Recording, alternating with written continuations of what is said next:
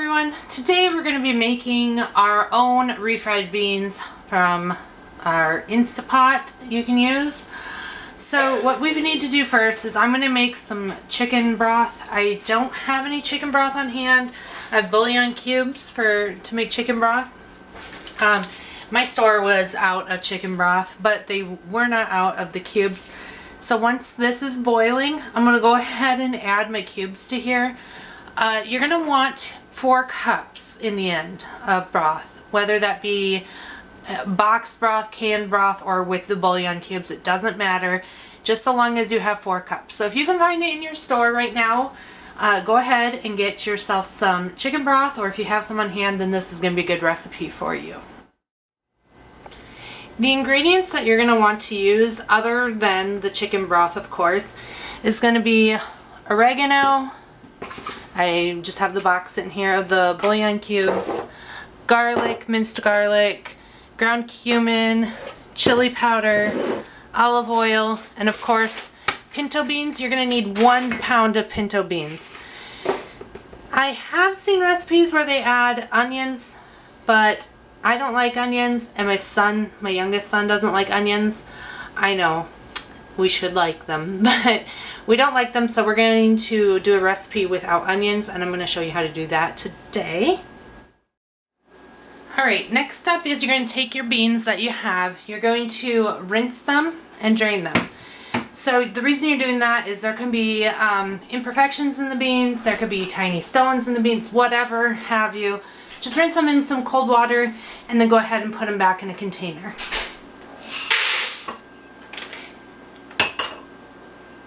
Again, that's 1 pound of beans.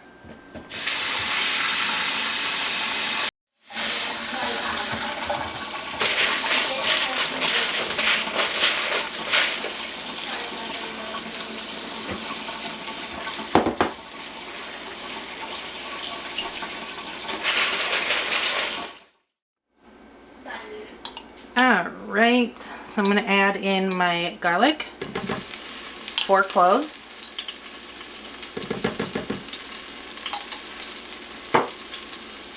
teaspoon of cumin,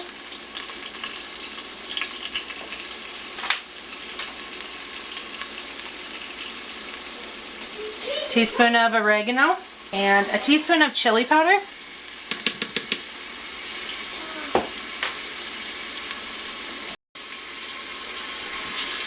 I'm just going to quickly saute this for like a minute, no longer. It doesn't need much, especially since there's not onions. Remember, if you wanted onions, do it before this step until they're translucent, and then do this step.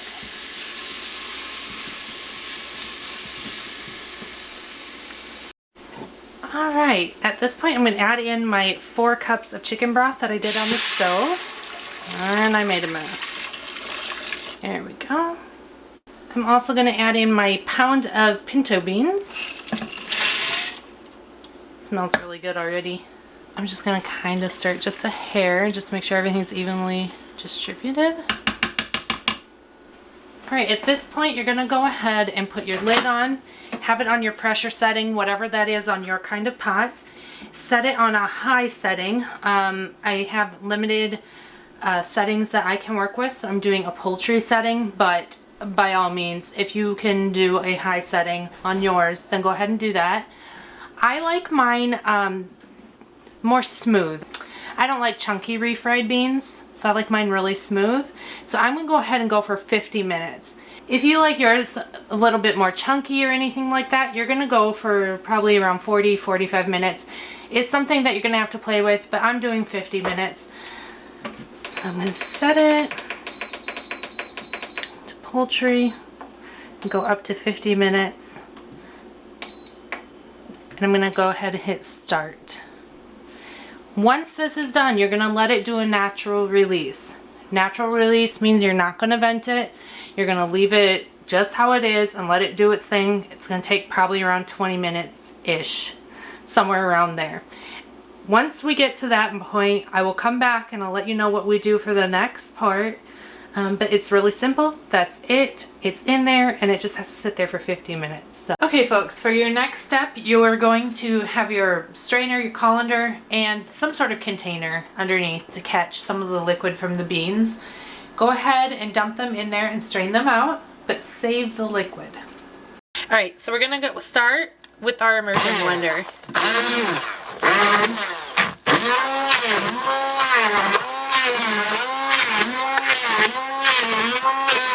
At this point, I'm going to add a little bit of that liquid back into the beans.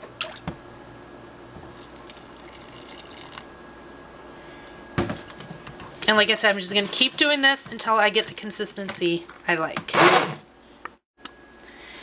Alright guys, I got mine to the consistency I like. If you do want it a bit thinner, you can always add a little bit more of the chicken broth to it or whatever you want. So what I'm going to do now is I'm going to go ahead and put these into a little container because we're going to have some tonight, and then the rest of it is I'm going to put it in a Ziploc bag. I'm going to freeze it flat and toss it in the freezer, and I can pull it out as needed and thaw it. To thaw it, I would say maybe put it in some lukewarm water, maybe defrost it in the microwave, or just leave it sit in the fridge overnight or whatever, however you want to defrost it. But that's it. It tastes good. I did end up adding about 4 pinches of salt just to make it to our liking. It's pretty smooth and I'm pleased with it. So I'm done with this for today, and I will talk to you on my next video. Be well, friends.